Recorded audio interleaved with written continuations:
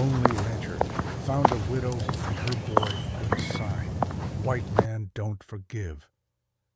The spring mud sucked at Ethan Blackwood's boots as he hitched his wagon outside Willow Creek's general store.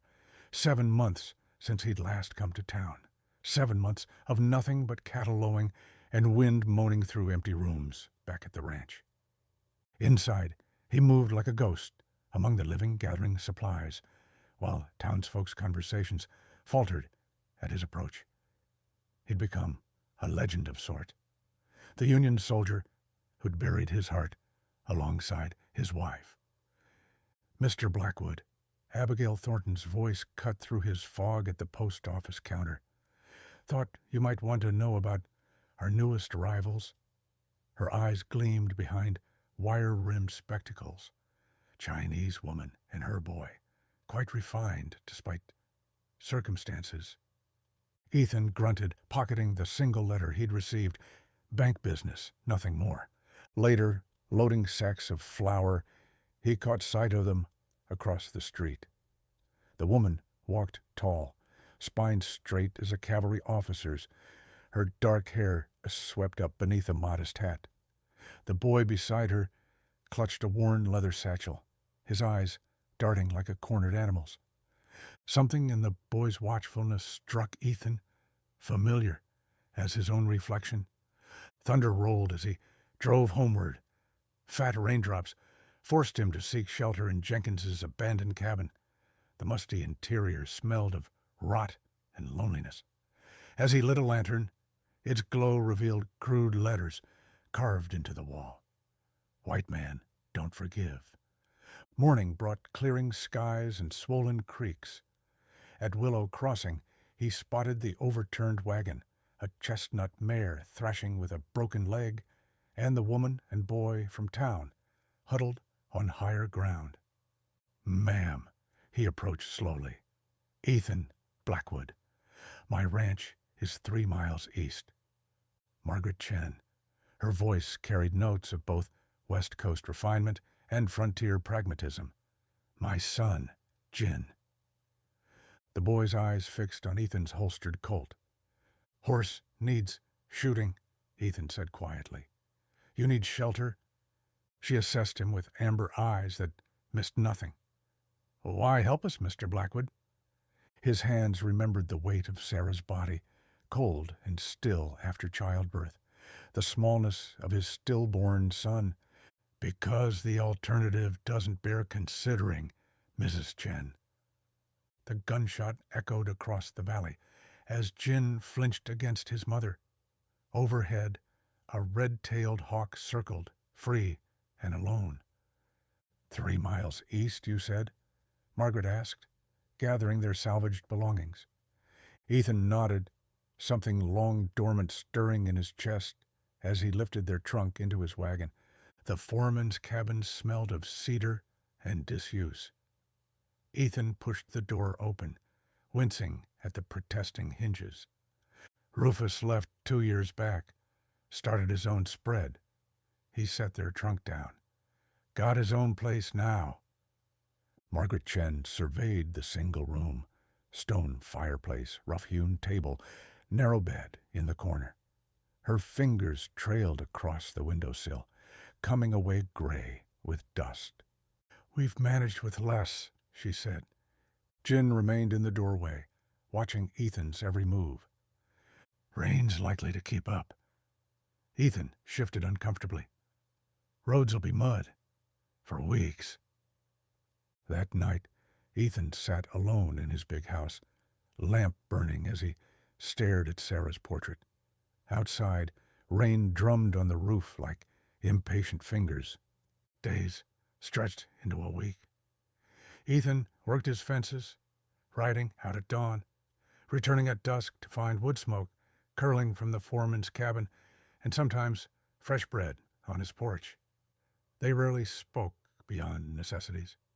Until the morning he found Jin at the creek, struggling with an armload of stones.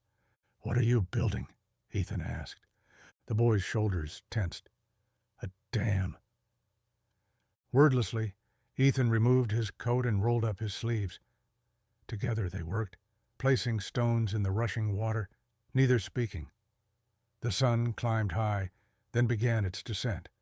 When the last stone locked the structure in place, Jin's serious face relaxed into something almost like pride. That evening, Margaret knocked on his door, a covered dish in hand. "Jin said you helped him today. Boy's got good hands. Thinks ahead." Ethan took the dish, steam carrying the unfamiliar scent of ginger and garlic. Their fingers brushed in the exchange. Ethan felt the calluses on her palms, incongruous with her refined speech. "My husband believed in work that lasts," she said. "He built things to endure." The air between them thickened with unspoken histories.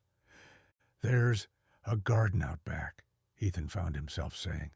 "My wife's gone wild now." Margaret's amber eyes softened. Perhaps it just needs tending. Their tentative peace shattered 3 days later when riders approached at dusk.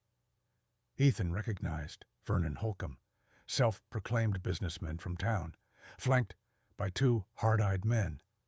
"Blackwood," Holcomb called, all smiles beneath cold eyes. "Heard you'd taken in visitors. Thought you should know about rustlers targeting isolated spreads." His gaze drifted to the foreman's cabin, where Margaret stood in the doorway, Jin half hidden behind her skirts. "Particularly spreads with valuable property?" Something primitive awakened in Ethan's chest, a forgotten instinct to protect what was his. Though Margaret and Jin weren't his, would never be. Yet as Holcomb's men rode away, Ethan's hand remained on his rifle, and he positioned himself between their retreating figures and the small cabin, where lamplight now glowed. Ethan found her kneeling in Sarah's garden, dirt streaking her forearms as she separated weeds from dormant perennials. The sight stopped him cold, another woman's hands bringing order to Sarah's abandoned dream.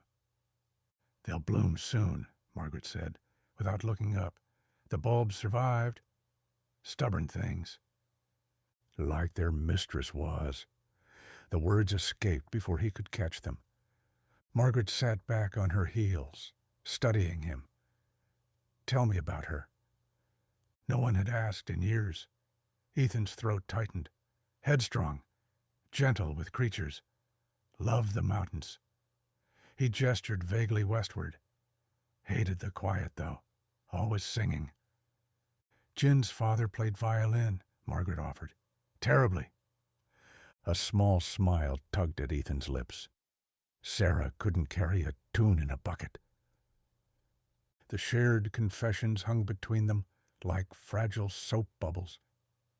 Later, Ethan saddled his gelding, searching for Jin, who'd disappeared after breakfast.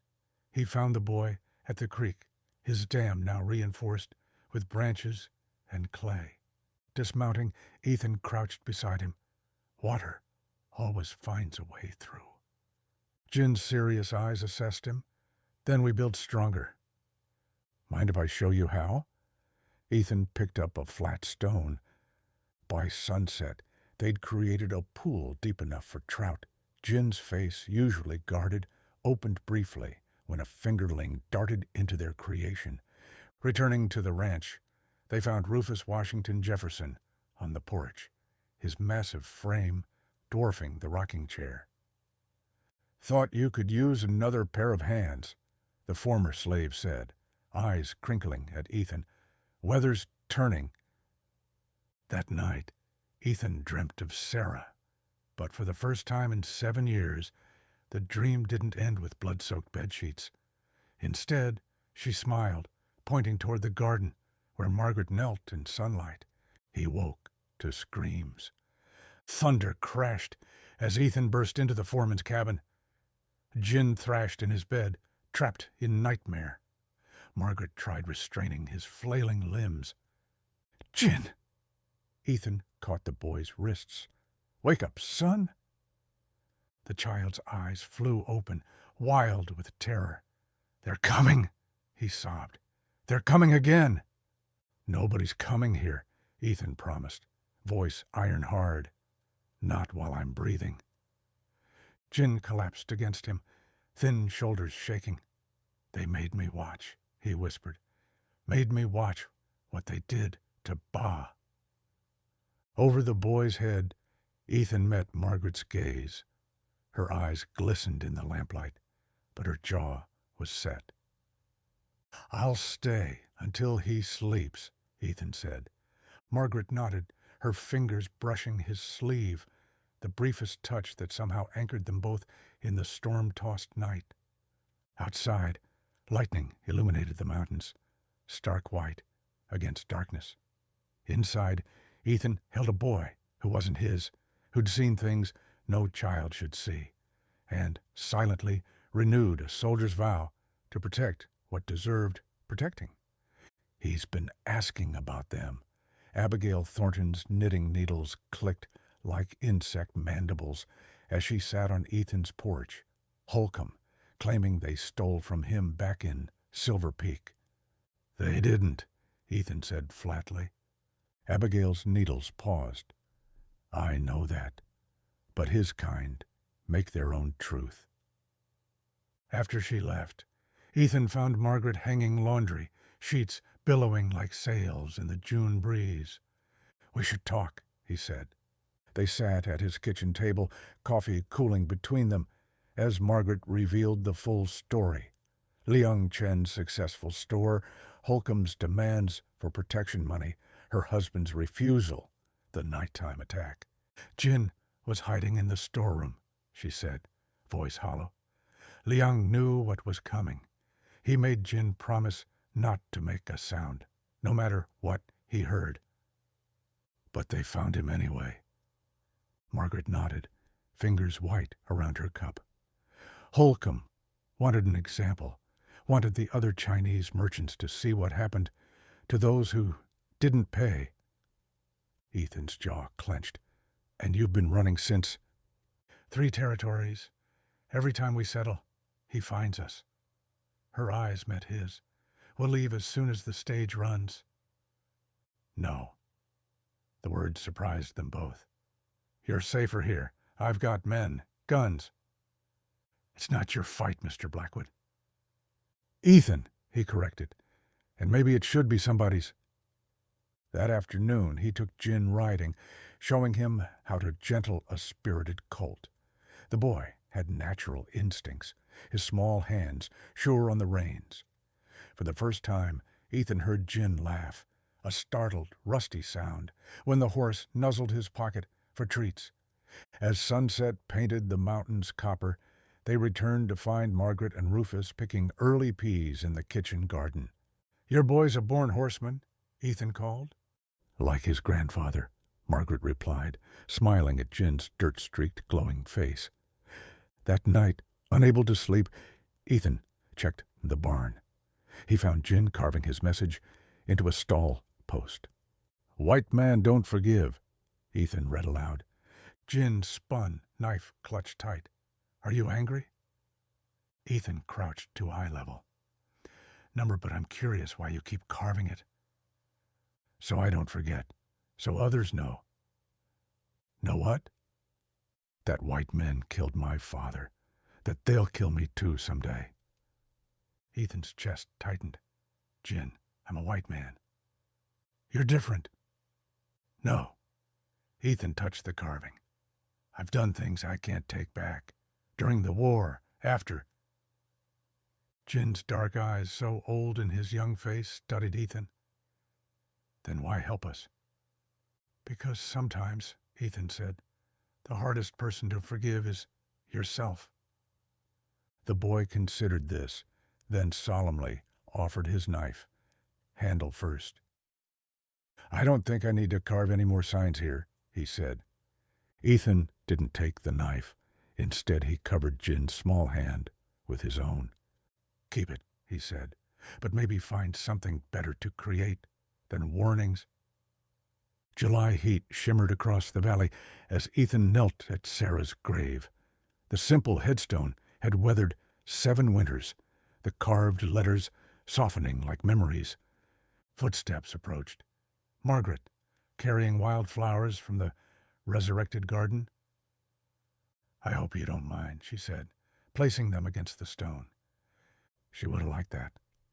Ethan stood, dust coating his knees. She never could pass a flower without wanting to plant it. "Jin asks about her. Says her picture in your hallway looks kind." She was. Ethan turned to face her. "How do you remember him?" "Liang." "Through Jin. Through stories." Margaret's eyes met his. "Through living as he would want us to live." The air between them vibrated like a plucked string. Ethan's fingers brushed her cheek, tracing the path of an escaped tear. "Maggie," he whispered, the nickname natural on his tongue. Her hand found his shirt front, steadying herself. "This is dangerous," she murmured, but leaned closer. Their lips met tentatively, then with hunger that startled them both. Her body fit against his like it belonged there, and Ethan felt something calcified in his chest, crack open, painfully alive. A shout shattered the moment. "Riders coming!" Rufus called from the ranch house. 6 men. Ethan recognized Holcomb's proud posture, even at a distance. "Get Jin," he told Margaret. "Stay in the house."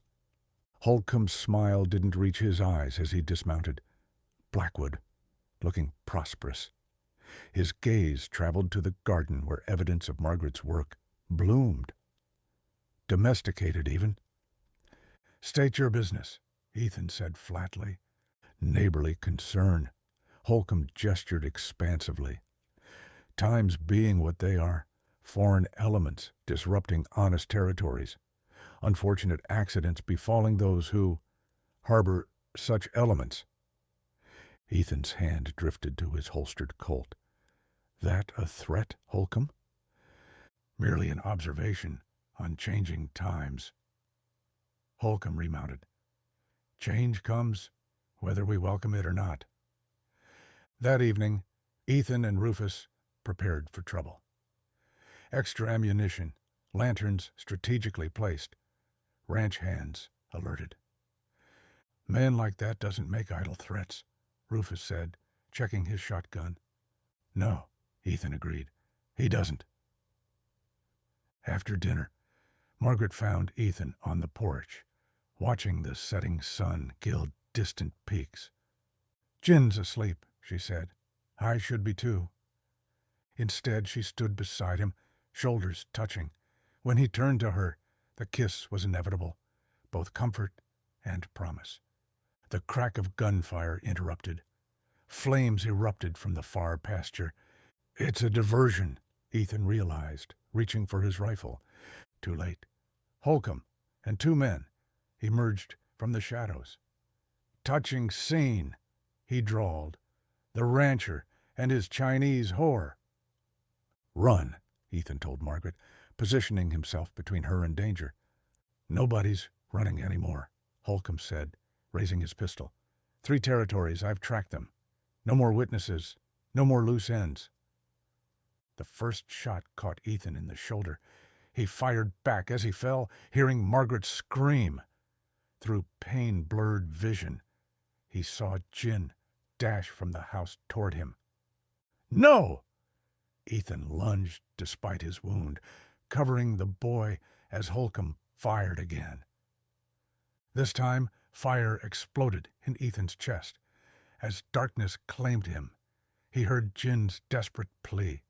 "Don't die, not like Ba. Please, don't die." Consciousness returned in fragments, the copper taste of blood, linen sheets rough against his skin, the scent of medicinal herbs, and always a small hand clutching his. Ethan opened his eyes to find Jin slumped in a chair beside the bed, head resting on the mattress, fingers wrapped around Ethan's wrist, as if monitoring each pulse. "He won't leave," Margaret whispered from the doorway. 3 days, and he refuses to move." "Holcomb," Ethan's voice rasped. "Escaped.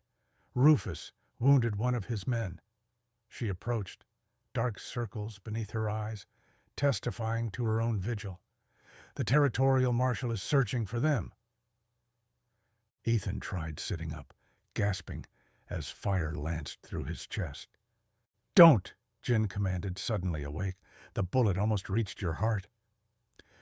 "How do you know that?" Ethan managed. "Because I helped dig it out," the boy said, chin raised with fragile pride. "Ma showed me how to hold the forceps." Margaret's hand found Ethan's forehead, checking for fever. "He wanted to help. I thought if he participated in saving you, rather than just watching like—" she faltered. "Like with his father," Ethan finished. Jin's eyes, so adult in his young face, met Ethan's. "I couldn't save Bot, but I helped save you." Something permanent shifted in Ethan's chest, unrelated to his wound. The following week, as August heat baked the valley, Ethan recovered enough to sit on the porch. The ranch had transformed in his absence. Margaret had taken charge alongside Rufus, her merchant's mind, bringing order to his haphazard accounts. "You're good at this," Ethan observed as she reviewed ledgers beside him. "Running things.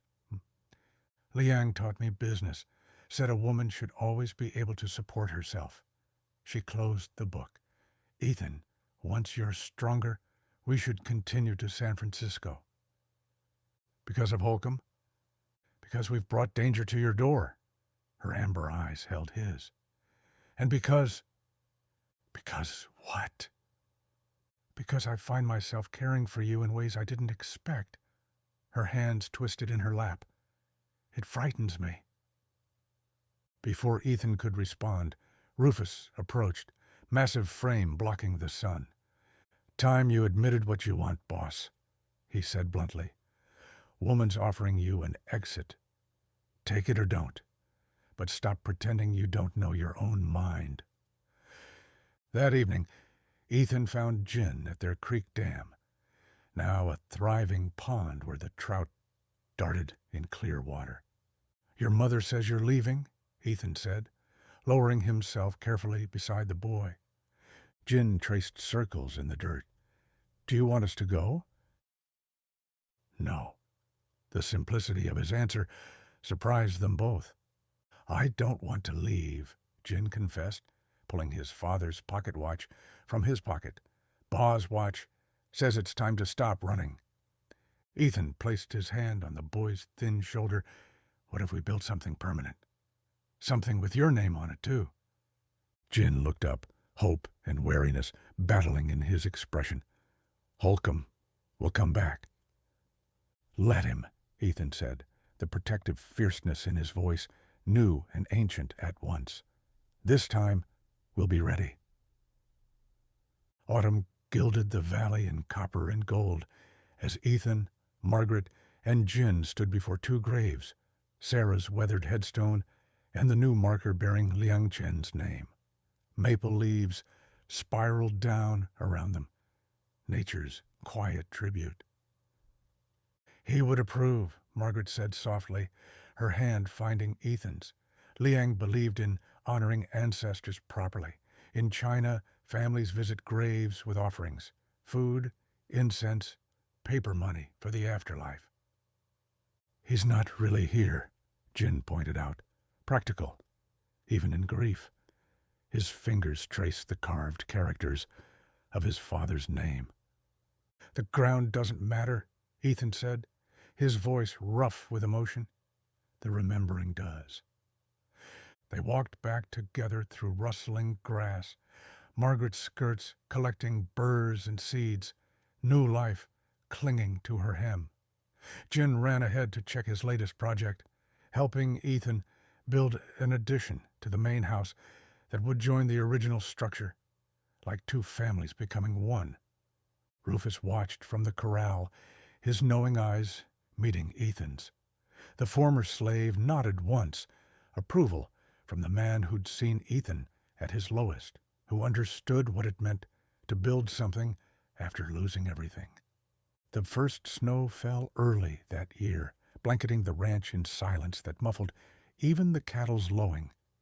While Margaret visited town with Rufus for supplies, Ethan and Jin worked in the lantern-warmed barn, sawing lumber for the final wall of the addition, their breath clouding in the cold air. "Bitter for November," Ethan observed, checking the straight line of a board. Jin paused, head tilting like a bird's, the saw suspended mid-stroke. "Someone's coming." The barn door flew open with a crack that echoed like gunfire. Vernon Holcomb stood silhouetted against the swirling snow, 2 men flanking him, all 3 carrying revolvers gleaming dully in the lantern light. "Touching domestic scene," he sneered, pistol trained on Ethan, eyes cold as the landscape outside. The rancher playing father to a mongrel. Jin stepped forward, shoulders square, despite his trembling hands. "You killed my father." "And you should have died with him," Holcomb snarled, spittle catching in his neatly trimmed mustache. "No witnesses. That was the rule." "You followed us across 3 territories for that?" Ethan positioned himself before Jin, feeling the boy's warmth against his back, a small hand clutching his coat. "A man builds his reputation on reliability," Holcomb said, adjusting his fine leather gloves. "What I start, I finish." Jin's voice cut through the tension, clear and steady. "I don't need to carve warnings anymore. I'm not afraid of you." Something in the boy's certainty made Holcomb falter, confusion flickering across his handsome face. Brave words from a half-breed orphan. "Not an orphan," Ethan said, voice steel-hard. "Not anymore." Outside, hoofbeats approached. Margaret and Rufus returning with the territorial marshal, snow flying from galloping hooves. Holcomb's composure cracked. He turned to flee. Ethan lunged despite his healing wound, tackling Holcomb into the hay. They struggled, hay dust filling the air, the gun discharging into wooden beams with a deafening crack. When the marshal burst in, snow melting on his heavy coat, he found Ethan pinning a bloodied Holcomb to the ground, Jin holding the man's dropped pistol with steady hands. "I could shoot him," Jin said quietly, the metal gleaming in his small fingers. "For Ba." "You could," Ethan agreed, blood trickling from his reopened wound. "But then he wins, takes your future too." Jin lowered the gun as Margaret rushed in, gathering him close, the scent of winter clinging to her coat as she enveloped her son. "Let the law handle him," Ethan said, rising painfully. "We have building to finish." Christmas Eve brought clear skies and starlight, the mountains etched sharp against the horizon. The addition stood complete, incorporating elements of both Sarah's New England heritage in its clean lines and Liang's Chinese craftsmanship in the intricate woodwork around doors and windows.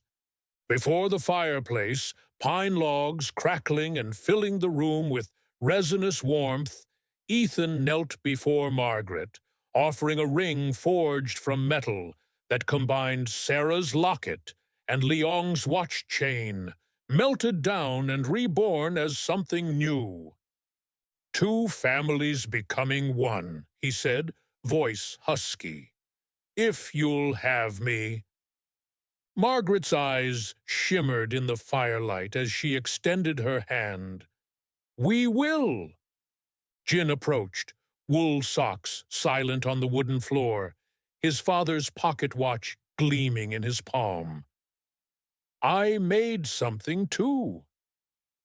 He showed them a niche he'd carved into the main beam, a small alcove lined with polished wood where he reverently placed the timepiece, its faint ticking a heartbeat within the house itself. "Visible but safe," he explained, his serious face softening. "So we remember, but can still move forward." Later, as snow resumed falling outside, Ethan stood on the porch, watching the flakes swirl in lantern light, each one unique and perfect, before joining the blanket covering last year's sorrows. The new sign he'd carved hung at the ranch entrance, Blackwood Chen Ranch. And beneath it, in smaller letters, "Forgiveness given, forgiveness received." Margaret joined him, her warmth against the December chill, bringing with her the scent of cinnamon and promise. "Did you ever think you'd find this again?" she asked, her voice barely above a whisper. "After Sarah?" "No," Ethan answered honestly, watching the moonlight cast blue shadows on pristine snow. "But that's the thing about forgiveness." He drew her close, watching through the window as Jin arranged Christmas gifts with careful precision. "Makes room for what you never thought possible." Inside their home, past and future mingled like snowflakes meeting earth, distinct elements becoming something new, something whole, something stronger than its separate parts could ever be alone.